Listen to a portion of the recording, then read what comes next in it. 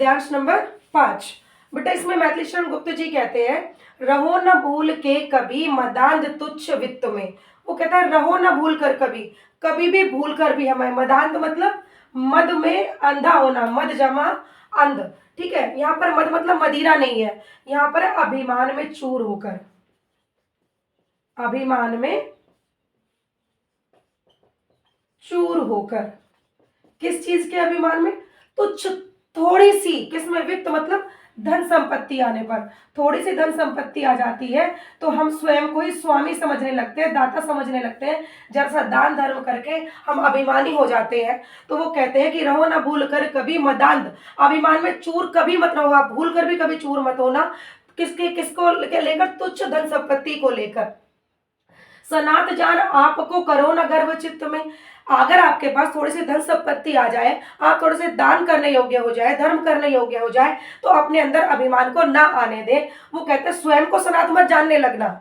ये तो तुमने थोड़ा सा दान दे दिया तो ये मत सोचना कि अगर हम इनको दान नहीं देंगे तो उनका गुजारा ही नहीं होगा, हम ही सनात हो गए, हम ही देने वाले हो गए। हमें ये कभी नहीं भूलना है कि हमें भी उस परमपिता परमात्मा ने ही ये धन संपत्ति दी है। सनात जान आपको, अपने आप को सनात ना जाने कि मैं ही सनात हूँ, मैं ही सब कुछ हूँ। करो ना गर्व चित्त में, अपने चित्त में कभी भी गर्व नहीं करना चाहिए। अनाथ कौन है यहाँ? अब कभी यहाँ पर क्लियर करना चाहते हैं, इस बात को बताना चाहते हैं कि अनाथ कौन है यहाँ। यहाँ पर अनाथ कोई भी नहीं है, अर्थात जिसका संसार में कोई नहीं होता। त्रिलोकनाथ साथ है, जो तीनों लोगों का नाथ है वो उसके साथ होता है।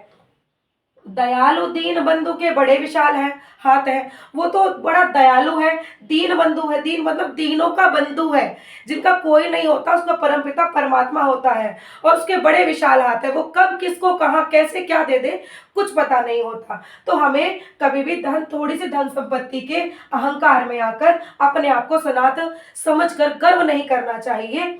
ये बात ध्यान रखनी चाहिए कि यहाँ पर अनाथ कोई भी नहीं है। जिसका कोई नहीं होता उसका त्रिलोकी का नाथ साथ होता है। त्रिलोकीनाथ अर्थात परमपिता परमात्मा उसके साथ होते हैं।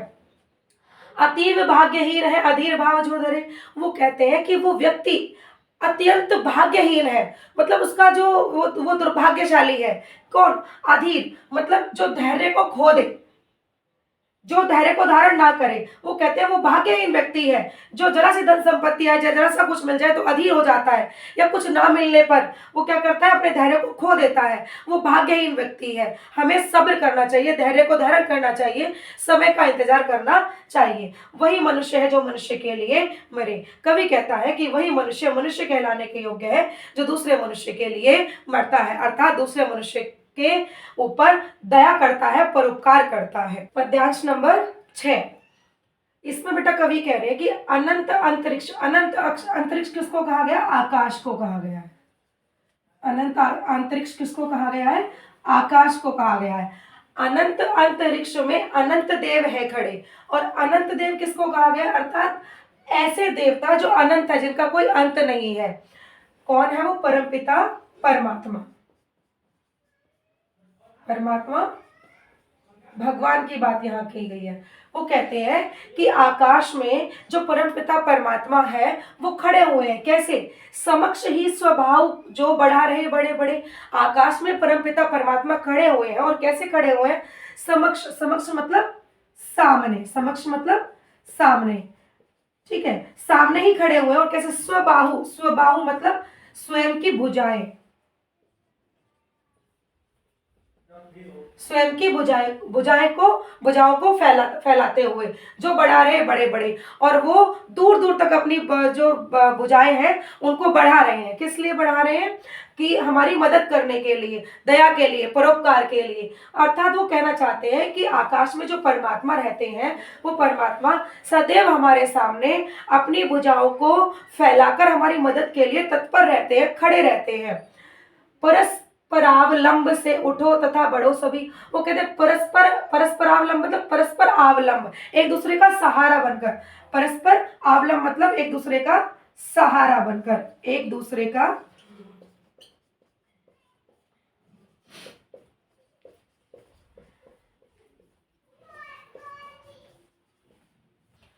एक दूसरे का सहारा बनकर उठो, मतलब खुद भी बढ़ो और दूसरों को भी बढ़ाओ, तथा बढ़ो अभी और अभी बढ़ना शुरू कर दीजिए। किस लिए? अभी अमर्त्य, अमर्त्य मतलब जो कभी मरते नहीं, जो कभी नहीं मरते वो कौन होते हैं? देवता। और अंक मतलब गोद, अंक मतलब गोद। वो कहते हैं कि अभी जो देवता है उनकी गोद में बैठने के लिए कैसे?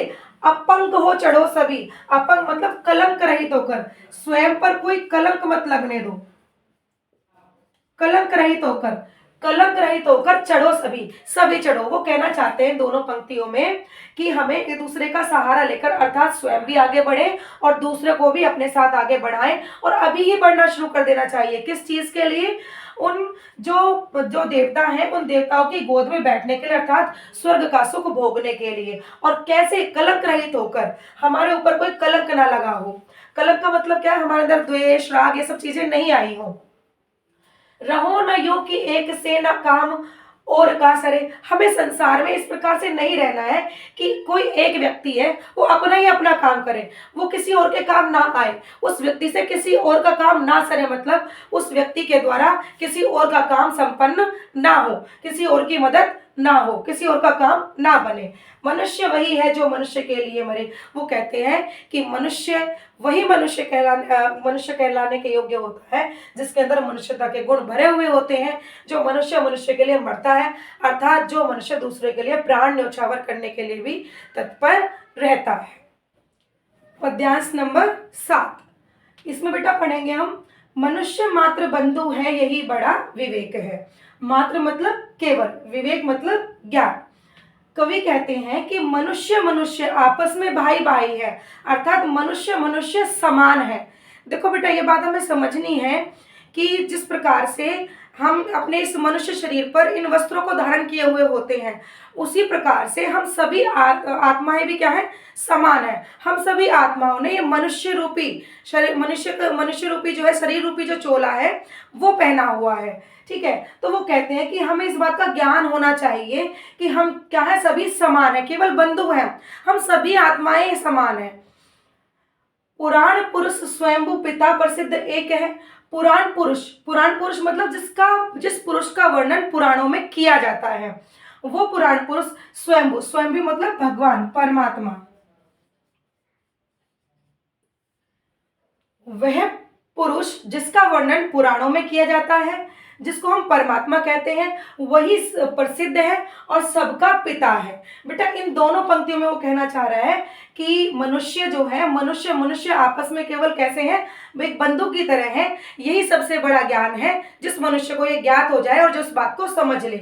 और वो क्या कहता है? और हम सभी जब हम समान हैं, सभी आत्माएं, तो हमारे पिता भी क्या है? सबके परमपिता परमात्मा हमारे एक ही हैं। फलानुसार, अब वो कहते हैं कि जब सब एक है तो भेद कैसे? तो वो हमें बताना चाहता है कि भेद तो अवश्य है, लेकिन कहाँ भेद है? फलानुसार कर्म के अवश्य बाह्य भेद है।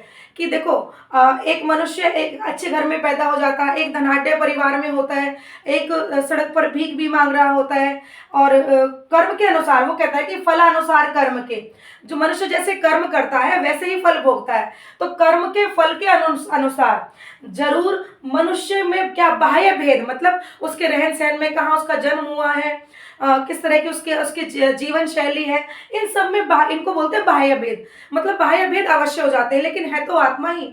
एक पशु और एक मनुष्य की भी बात करें तो हम में क्या है? शारीरिक भेद ही तो है। वैसे तो चींटी भी एक जीव है और हम भी एक जीव है, हम समान है आत्माएं, जैसे प्राण उसमें है ऐसे प्राण हम में है। लेकिन भेद क्या है? शारीरिक भेद है कि वो पशु योनि में उसने जन्म लिया है और हमने मनुष्य योनि में जन्म लिया है। और मनुष्य योनि में भी हम भिन्न भिन्न परिवारों में और भिन्न भिन्न हमारी जीवन शैली होती है, जीने का तरीका होता है, हमारी सुख सुविधाएं, हमारी सब चीजें जो है भिन्न भिन्न होती हैं। वो किसके आधार पर होती है? फलानुसार कर्म के। जिस प्रकार के हमने कर्म किए उसी प्रकार का हमें जो है जीवन प्राप्त होता है। परंतु अंतरैक्य में प्रमाणभूत वेद है। अंतरैक्य मतलब आत्मा की एकता, आत्मा की अंतरैक्य, अंदर की एकता। अंदर अंदर किसकी बात हो रही है? हमारे अंदर में जो स्थित है आत्मा, आत्मा की एकता। परंतु आत्मा क्या है? सबकी एक ही है, एक समान ही है, सभी आत्माओं में एकता है। में प्रमाणभूत वेद है, इसका प्रमाण तो, इसकी गवाही, प्रमाणभूत मतलब एक तरह से इसकी गवाही। भूतकाल से ही वेद भी देते हुए आ रहे हैं। वेदों में भी कहा गया है कि शरीर शरीर में भिन्नता होती है, हम सभी परमपिता परमात्मा की संतान हैं और सभी समान हैं। अनर्थ है कि बंधु ही ना बंधु की व्यथा हरे। अब वो कह रहे हैं कि ये तो अनर्थ है, मतलब ऐसा बिल्कुल नहीं होना चाहिए कि अनर्थ मतलब ऐसा कोई कार्य होना जो नहीं होना चाहिए था, अनर्थ है। वो कहते हैं कि ये तो अनर्थ हुआ कि बंधु ही ना बंधु की व्यथा हरे, कि एक बंधु एक मनुष्य दूसरे मनुष्य की व्यथा को मतलब पीड़ा को, दुख को, शोक को हरे ना। हरे ना मतलब क्या उसके दुख को ले ले, नहीं, हरने का मतलब है कि उसके दुख में दुखी ना हो। भाई किसी को दुख है तो क्या उसके कम से कम उसको सहानुभूति तो दिखाए, उसके दुख को वो नहीं ले सकता, उसको कम से कम साथ तो दे। साथ देने से क्या होगा, उसका दुख थोड़ा सा कम होगा और उस व्यक्ति के जीवन में जो दुख है उस दुख को झेलने की उसके अंदर पावर आएगी और उसकी जितनी मदद कर सकता है, जो जो भी कुछ उसके लिए कर सकता है उसको वो करे। तो वो कहते हैं कि ये तो अनर्थ हो जाएगा अगर बंधु ही बंधु की व्यथा को ना हरे। वही मनुष्य है जो मनुष्य के लिए मेरे, कवि कहते हैं कि वही मनुष्य मनुष्य कहलाने के योग्य है जो दूसरे मनुष्य के प्रति मरता है, अर्थात दूसरे मनुष्य की मदद करता है, दूसरे मनुष्य के प्रति सहानुभूति रखता है, दया रखता है, परोपकार करता है, उसके दुख में स्वयं भी दुखी होता है और उसके सुख में खुद भी सुखी होता है, दूसरों को सुखी देखकर भी सुख का अनुभव करता है। पद्यांश नंबर 8। चलो अभिष्ट मार्ग में सहर्ष खेलते हुए। अभिष्ट मतलब इच्छित मार्ग, जो तुमने अपनी इच्छा से चुना हुआ है, जो तुमने जीवन का लक्ष्य बनाया हुआ है, उसी मार्ग पर चलो अभिष्ट मार्ग में सहर्ष। सहर्ष मतलब खुशी खुशी के साथ, खेलते हुए।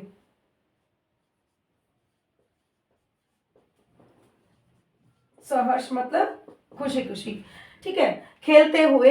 विपत्ति विघ्न जो पड़े उन्हें ढकेलते हुए। कवि कहते हैं कि जो हमने जीवन का जो लक्ष्य चुना है, जो उचित मार्ग चुना है, उस मार्ग पर खुशी खुशी हंसते खेलते हुए हमें आगे बढ़ना चाहिए। और किस प्रकार कि अगर उस मार्ग में कोई भी विपत्ति आती है या विघ्न आता है तो उसको जो पड़े उन्हें ढकेलते हुए, उनको पार करते हुए, उनको पार करना है हमें, ठीक है, उनको ढकेलते हुए चलना, उनको देखकर घबराना नहीं है। घटे न हेल मेल, हाँ वो कहता है कि जब मनुष्य अपने इच्छित मार्ग पर चलता है, उसको जब विपत्ति आती है, जब कठिनाइयां आती हैं, तो घटे न हेल मेल, हाँ जब मनुष्य को कुछ कठिनाइयां आती हैं तो वो अपने स्वभाव को बदले ना। घटे न हेल मेल, हाँ मनुष्य का मनुष्य से हेल मेल घटना नहीं चाहिए। कभी कभी क्या होता है, विपरीत परिस्थितियां आती है तो हमारा स्वभाव बदल जाता है।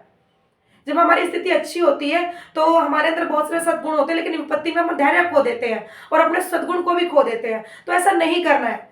वो क्या कहते हैं, घटे ना हेल मेल, हाँ हमारे आपस का जो हेल मेल है वो कभी भी घटे ना, बढ़े ना भिन्नता कभी, और कभी भी हमारे अंदर विभिन्नता ना आए, मतलब मनुष्य मनुष्य में भेदभाव ना हो।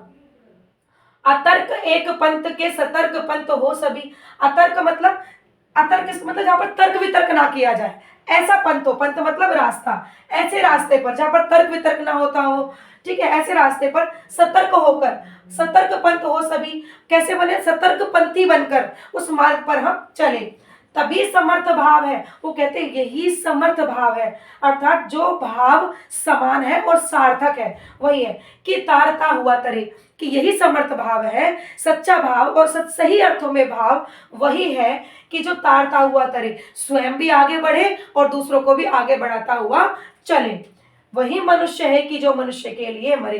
कवि कहते हैं कि वही मनुष्य मनुष्य कहलाने योग्य है जो मनुष्य के लिए मरता है, अर्थात इस पद्यांश के अनुसार जो स्वयं भी आगे बढ़ता है और दूसरों को भी आगे बढ़ाते हुए चलता है। जब मार्ग में विभिन्नताएं आती हैं, मार्ग में जब विपत्ति आती है, विघ्न आता है, तो उसको ढकेलता हुआ और आपस के हेल मेल को कभी उसको मिटने नहीं देता, उसको मिटने नहीं देता और भिन्नता को पनपने नहीं देता, कभी जन्म नहीं होने देता उसका भिन्नता का, विपत्ति विघ्न आने पर, ठीक है। और अतर्क, जो हमारा अतर्क मतलब जहां पर तर्क वितर्क होता हो, ऐसे मार्ग को छोड़कर सतर्क होकर एक समान मनुष्य के साथ व्यवहार करते हुए वो अब खुद भी आगे बढ़ता है और दूसरों को भी आगे बढ़ाता है, तारता हुआ तरता हुआ चलता है। वही मनुष्य है जो मनुष्य के लिए मरे।